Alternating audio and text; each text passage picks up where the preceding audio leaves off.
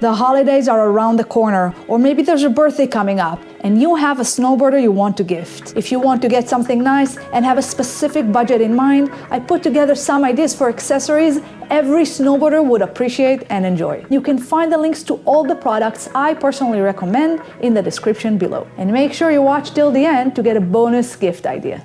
The first item we have is the Balaclava, and you can never have enough of these. They come in different temperature ratings and materials. A thin Balaclava will give you a nice protection from the wind, but they won't be too hot for those spring days. Then of course, those thicker and warmer ones for those cold and snowy days. When you go snowboarding a few days in a row, you'd probably want to have more than one anyway, so they're super handy. And they come in endless colors and patterns, so find the one that you like the best. Another great gift idea that snowboarders just cannot do without are base layers. And here I also include socks and glove liners. Having the right socks is super important. There's nothing worse than having cold feet when you're outside for hours trying to learn and have fun. And it's always nice to have an extra pair with you, just in case. Next, we have glove liners. So if I want to answer my phone or just scratch my nose, I don't want my fingers to freeze. So I find touchscreen liners to be a must. They're not too thick and they fit perfectly under any glove. And finally, the top and bottom base layers. And here you really want to make sure they're made of good materials. So not too thick, but warm enough, and especially fast drying. Generally, we have 3 temperature ratings. Light for those spring days, medium, which is most common, and the really warm, like merino wool, for those super cold days.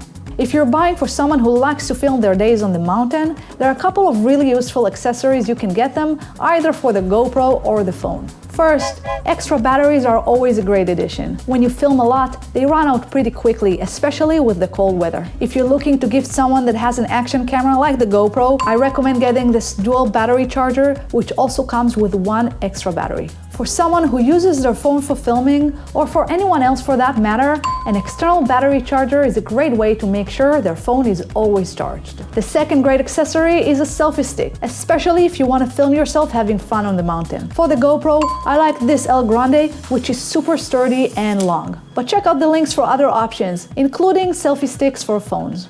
Okay, well, I don't think you'll find anyone on the mountain without gloves. Gloves can also get wet, so there's no harm in having more than 1 pair. One of my favorites are Burton's Reverb mitts, and they come in 2 versions, over or under the jacket, like the ones I have here. But there are also regular gloves, and some even come with integrated wrist guards. The kind makes really nice ones. They just don't come in my size.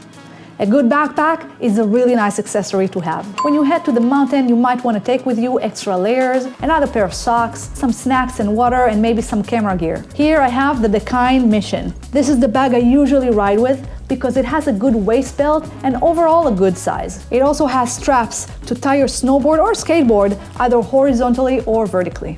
Another great option are these super cool bags from Burton. These can be a bit more expensive, but definitely an amazing gift that any snowboarder would appreciate. Now this might be a luxury item, but if you're buying for someone who takes multi-day trips often or snowboards many days a year, a boot dryer is a very effective way to make sure they wake up to warm and dry boots. The thermic boot warmer is pretty compact, so you can fold it and fit it in your bag, and it has a timer to make sure it turns off automatically.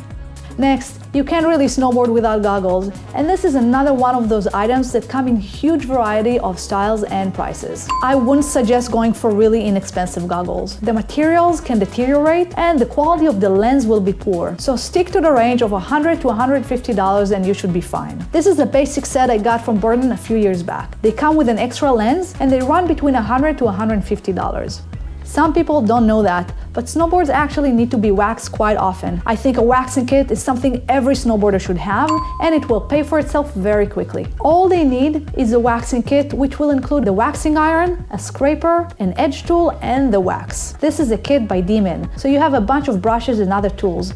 Okay, there's no way to really know, but you'd be surprised how many people really use these impact shorts. Basically, you wear them under your pants to protect your tailbone and hip bones from getting really banged up when you slide and fall. By now you probably figured out that snowboarders can have a lot of gear to carry, which brings us to the snowboard carrying cases. Super convenient and a good way to protect your gear. Here's why I like this bag. It can fit more than 1 board. You can also pack your boots, helmets, and riding clothes inside. Some bags, like the one I have here from Burton, have really good wheels, so you don't even have to carry everything. Just pay attention. These bags come in different sizes depending on the size of the board you're riding, so it's best to check before purchasing one. For my bonus gift idea, you can always put together a fun goodie bag with a bunch of small and less expensive items. My suggestions would be a pocket driver set, a small lock for the snowboard, a goggle cover to protect these nice and shiny lenses, snowboard wax, and a beanie or two, because that's good to have any day. This is it. I put together a detailed list in the description to all the products I personally recommend, and if you have any questions, feel free to post in the comments below. And don't forget to subscribe. Thanks for watching.